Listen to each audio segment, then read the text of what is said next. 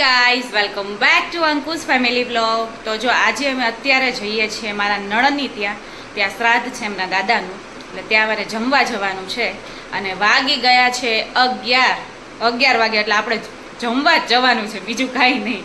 આપણા પર્સમાં જો નીવનું બધું છે, જો દૂધની બોટલ છે, પાણીની બોટલ છે, મમરા ફાફડી છે, અને એની લેંઘી ને ડાયપર ને બધી વસ્તુ છે. તો જો આપણો બેગ પેક થઈ ગયો છે. તો જો આવતા આવે છે ને અમારે જમવાનું શરૂ થઈ ગયું છે. બટેકા પૂરી અને લાડુ જો એક બાજુ હું ખવડાવું છું ને એક બાજુ એને ફઈ ખવડાવે છે. લોકો જમવા બેસી ગયા છે, મમ્મી ને બધા. અને જમવામાં જો ચોળીનું શાક છે, મિક્સ શાક હતું મેં લીધું નથી, દાળ છે, ભજીયા છે, મસ્ત મજાના ભજીયા છે, મસ્ત મજાના લાડુ છે, લાડુ બહુ સરસ છે, ચટણી છે, કચુંબર છે, ભાત છે અને પાપડ છે અને છાશ છે. અને લાડુ મેં ચાખેલા છે એટલે બહુ સરસ છે લાડુ. અને મને ચોળીનું શાક ભાવે એટલે મેં ચોળીનું શાક લીધું છે. અને ભજીયા પણ બહુ સરસ છે. તો જો આપણે રસ્તામાં આવતા હતા ને તો આપણને છે ને પ્લાન્ટ આવી રીતે મળી ગયા. તો આપણે અત્યારે એક લીધો છે, કારણ કે છે ને બહુ આપણે અત્યારે ટાઈમ નથી રહેતો ઉગાડવા માટેનો. એટલે આ છે ને આને ક્રિસમસ ટ્રી કહેવાય. હા સંદીપ, શું કહેવાય? આ ક્રિસમસનો પ્લાન્ટ છે એમ કહે છે. એટલે જો આપણે એક પ્લાન્ટ ગમી ગયો તો આ લઈ લીધો. અને સાથે સાથે આપણે લઈ લીધા છે ડ્રેગન. આ હમણાં છે ને ઘણા ટાઈમથી છે ને ડ્રેગન બહુ જ આવે છે. તો આજે આપણે રસ્તા મળી ગયા તો લઈ લીધા. હવે નીવને આપણે ખવડાવશું. અને આ પ્લાન્ટ છે ને હવે આપણે આને વાવી દઈશું. જોકે આ પોટ છે જ જોડે, એટલે એવું લાગે ને થોડાક દિવસ આમાં રાખશું, પછી આપણા કુંડામાં નાખી દઈશું. તો પાછો જો વરસાદની શરૂઆત તો થઈ ગઈ છે કેટલા દિવસથી, અને ફરીથી પાછી ગ્રીનરી થઈ ગઈ છે. અને વાદળ હજી ઘેરાયેલા છે. અને અમારા નીવભાઈ આવી ગયા છે. તરત જ આવી જાય. અને આપણે જો ફરીથી આમાં મની પ્લાન્ટ વાવ્યો છે. આપણે અમદાવાદથી જે તુલસીજી લીધા હતા, મમ્મી આપ્યા હતા તુલસીજી, તો આપણે એ વાવી દીધા છે. અને અત્યારે તો આ ગ્રીન લાગે છે, બ્લેક હજી થયા નથી. જો ઉગે તો સારું. આ સ્પેશિયલ તુલસીજીનું જ કુંડું છે. અને આ વરસાદને લીધે જો આખું માટીવાળું થઈ ગયું છે. અને આ પ્લાન્ટ તો અત્યારે આપણે એમને રહેવા દેવાનું છે. અને આપણે છે ને ફુદીનો વાવ્યો હતો. જે ફુદીનો આપણે ઘરે લાવ્યા હોય ને પાણીપુરી કરવા, એ ફુદીનો મેં આમાં નાખી દીધો તો એમનેમ દાંડલા. તો જો એ કેટલો મસ્ત થઈ ગયો છે. હવે છે ને જેને પાણીપુરી કરી હોય ને તો ફુદીનો લઈ જાજો તમે. અને આપણું આ જો એલોવેરા એ તો છે જ. આપણે પ્લાન્ટ ઉગાડવામાં ઘણા બધા હેક કરતા હોય. મેં ફુદીનામાં કેવું કર્યું હતું, કાચની બોટલમાં, તમે મારી રીલ્સ જોઈએ છે તો તમને ખબર હશે કે કાચની બોટલમાં છે ને મેં પહેલાં ફુદીનો રાખ્યો હતો. એના મૂળ થઈ જાય ને પછી હું ઉગાડીશ, પણ એનાથી કોઈ ફેર પડ્યો નહીં. થતું હશે બીજાને, પણ મારે તો નથી થયો. એટલે મેં જો આવી રીતે સીધા ડાળખા આવી રીતે વાવી દીધા ને તો કેટલો મસ્ત ફુદીનો થયો છે. અને મને એમ થાય છે કે હું આમ જોયા જ રાખું, કારણ કે અને આજકાલ છે ને આપણને ઓછો ટાઈમ મળે છે, એટલે આપણે પ્લાન્ટ છે ને લાવતાય નથી અને વાવવાનું કંઈ કરતાય નથી. કારણ કે ટાઈમ એટલો બધો હોય નહીં, પછી બળી જાય ને પછી પાણીનું બધું પ્રોબ્લેમ થાય. એટલે જો ફરીથી છાંટા શરૂ થઈ ગયા છે. ને વરસાદમાં છે ને આપણે ગેલેરીમાં બેસવાની બહુ મજા આવે છે, પણ આપણે ગેલેરી છે ને થોડીક સાંકડી છે. થોડીક મોટી હોત ને તો અહીંયા ખુરશી આમ સમાઈ જાય છે, પણ બીજું બધું ટેબલ ને એવું ના રહે તો બહુ મજા આવે અહીંયા ગેલેરીમાં બેસવાની. અત્યારે જો હું નીવ અહીંયા રમે છે અંદર, એ અંદર આવી જાય કરે છે. અને સંદીપ સોફે બેઠા છે. અમે જો શાંતિથી અહીંયા બેઠા છીએ. ને છે ને આપણને ખાવાનું મળતું નથી, એટલે આ સેક્શનમાંથી કોઈ પણ વસ્તુ કચરું હોય ને એ લઈને પછી ખાય. આ એનું કામકાજ છે. અહીં નહીં એટલે પછી ઇન્ફેક્શન થઈ જાય છે.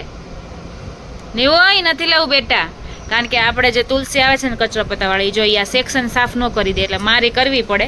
પણ મેં હમણાં 2 દિવસથી નથી કરી. એ જો જા,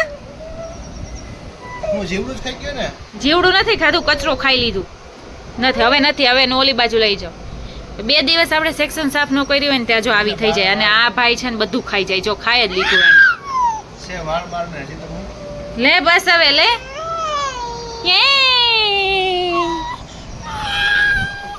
હવે સુવાનું નામ નથી લેવાનું. હે સુવું નથી તારે? નીવ કેતો તા સસલાને જેમ 2 દાંત દેખાય છે નીવને અમારે. નીવ બોલતો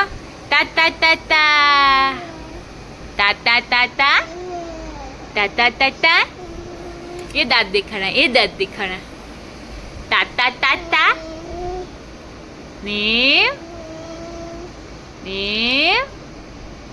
નીવ શું ખાધું આજે? લાડુ ખાધું, ભજીયા ખાધા, હે ને નીવ? લાડુ ભાવ્યા ને નીવ ને? ફઈ શું કેતા હતા? તમે લઈ જાઓ ઘરે કે એમ કેતા હતા ને ફઈ? એ નીવ આપણે હવે ઘરે આવી ગયા છે તો થોડું ઘણું કામ તો બનતાઈએ, કામ તો આપણે બાકી જોઈએ, કારણ કે સવારનું મેં કંઈ કામ કર્યું જ નથી આજે. એમાં એવું થયું રાતનું મને થોડું માથું દુખતું હતું અને મને કોને ખબર આ માથું કફ ને અહીંયા આજે આપણે કફ રહેતો હોય એને લીધે આ નાકથી ના આખું ના નેણ ને બધું દુખે અને પછી આ માથું દુખે એવી રીતે થાય. તો એ કફનું દુખતું હોય કે કોને ખબર. તો સવારનું માથું દુખતું પછી મેં વિડીયોનું થોડું ઘણું કામ કર્યું અને પછી કાંઈ મજા જ નહોતી આવતી. એમાં પાછું મને એમ થયું કફને લીધે દુખે છે ને તો મેં કીધું થોડુંક હું પાણી પીવું ને તો મને ગરમ પાણી તો થોડુંક સારું થઈ જાય. તો ગરમ પાણી પીધું પછી મેં પાછી દવા લીધી એટલે પછી છે ને આમ પેટમાં એસિડિટી ને એવું થઈ ગયું હોય, ગરમ પાણી ને એવું બધું હોય એટલે એસિડિટી જેવું થઈ ગયું ને પાછું ઓપકા આવતા હતા ને ઉલટી થતી હતી ને એવું બધું થતું હતું. તો બધું હાવ બખેડાઈ ગયું સવારમાં એટલે કાંઈ આપણે કર્યું નહોતું. નીવને બધું ફ્રેશ થઈને ચા પાણી બનાવીને નીવને તૈયાર કરીને પછી અમે નીકળી ગયા હતા અને હવે આપણને સારું છે, દવા હોય એટલે સારું જ થઈ જાય. તો હવે છે ને આપણે થોડું ઘણું કિચનનું એ કામ કરી નાખીએ અને આજકાલ તો અત્યારે વરસાદ બહુ આવે છે એટલે નીવના કપડાં છે ને કમ્પલસરી અત્યારે હું ધોઈ જ નાખું અને ત્યાં સુધી સુકાઈ જાય. બીજા તો સ્ટેન્ડે હજી પડ્યા જ છે. અત્યારે અમે જઈએ છીએ આ ઘઉં દળાવા, 2 બાચકા કરી નાખ્યા છે અને આ ભાઈએ છે ને આજે હું કર્યું અને આ છે ને ખુરશી પાડી તો મને પગમાં વાગી ગયું અને એ ભાઈને જ કાંઈ ન થયું પણ મને છે ને અહીંયા લોહી મરી ગયું. અહીંયા જો ઘણા જ ઘઉં હતા ને એમાં થોડાક ધનેડા મને દેખાણા એટલે ચાળવા હું બેઠીને એટલે ભાઈને ન્યા જ આવવું હોય એટલે માંડ કરીને એને મને આ ઘઉં ચાળવા દીધા. અને અત્યારે છે ને હવે અત્યારે આપણે રજા છે ને સંદીપને તો અત્યારે દળાવવા માટે દઈ જ દઈ અને થોડા ઘણા હતા એટલે કાંઈ બહુ વાંધો ન આવ્યો. જો વધારેમાં પડી ગયા હોત ને ધનેડા તો ભાઈ બહુ મુશ્કેલ પડી જાય કારણ કે ધનેડા થાય ને પછી એને કાઢવા બહુ મુશ્કેલ છે. નીવ માટે જો આપણે ડ્રેગન ફ્રૂટ છે ને એકદમ ઓલું કરી નાખ્યું છે, નકર ભાઈ છે ને આખું ગળી જાય છે. અને ભાઈ જો અહીંયા ઊભા ઉકારા કરે, જો આમ જ કરે. જો હે તને આપો બેટા આપું, જો બાજુમાં આવીને જ ઊભો રહી જાય, આપણે કાંઈ કામ ન થાય. એને બધું જોવું હોય ને બધું જોતું હોય. હાલ આપું, હાલ તને આપું, હાલ શું ખાવું તારે? હાલ મમ્મ ખાવ, હાલ મમ્મ દવાલ. નીવને મેં છે ને આવો પલ્પ કાઢીને આપ્યો છે ને તો એને છે ને એ આ નથી ખાવું, હા એને ડેડીમાંથી જવા આવું બટકું કરીને ખાઈ જવા હમણાં. જોજો એ આખું આખું એને ઈ કટકો જ ખાવો છે. જો એવા પીસ કરીને ઈ ખાય. એ જો બહાર નીકળું, જો હલવાઈ ગયું. હવે ન આપતા, હવે કઈ છે નહીં. નીવે ને બધા પીસ પૂરા કરી નાખ્યા અને આ જો આ એક બાજુ છે. એ નીવ તને બહુ ભાવે નીવ? એ નીવ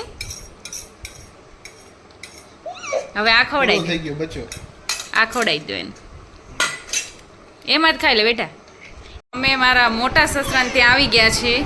એનું મકાનનું બધું કમ્પ્લીટ કામ થઈ ગયું છે અને ફર્નિચર બહુ સરસ મજાનું થયું છે. અને મને છે ને જો આ વોલ જે એને બનાવી છે ને એ મને બહુ ગમી છે. આ બહુ મસ્ત બનાવી છે. કલ્પેશભાઈ ક્યાં ગયા? બહુ સરસ કર્યું હો ફર્નિચર. જેને ફર્નિચર કર્યું છે ને એને થેન્ક યુ. હા પૈસા તમે આપ્યા અને બધું મસ્ત કર્યું છે. આમ જો કાચ ને બધું. અને આ કિચન છે, કિચનમાં જો અમારે જેવો સનમાઇકો છે ગ્રે.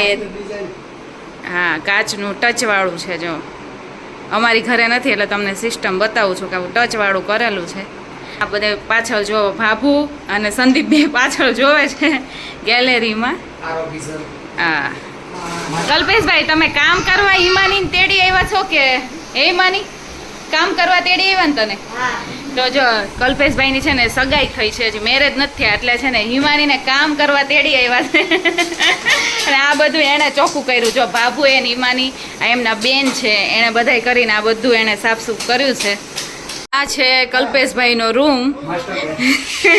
એ ઉતાવળા થઈને બતાવે છે કે અમારો રૂમ છે એમ. એસી બતાવી દઉં. ચાલો આ એસી છે જે અમારી ઘરે નથી અત્યારે. અને આ છે બાપુજીનો એનો રૂમ છે અને એ પણ સરસ છે, સિમ્પલ ને સોબર કર્યો છે એનો રૂમ. આ મંદિર છે. હા તમે તો આમ ફર્નિચર વાળા હોય એને જેમ બતાવો છો, એડવર્ટાઈઝ કરવા હે બધું એક પછી એક આગળ રહીને બતાવે કલ્પેશભાઈ. આ મંદિર છે. હજી તો બધું ખાલી સામાન ને એવું બધું આવ્યો છે પણ હજી બધી કોઈ વસ્તુ હજી સેટ નથી કરી.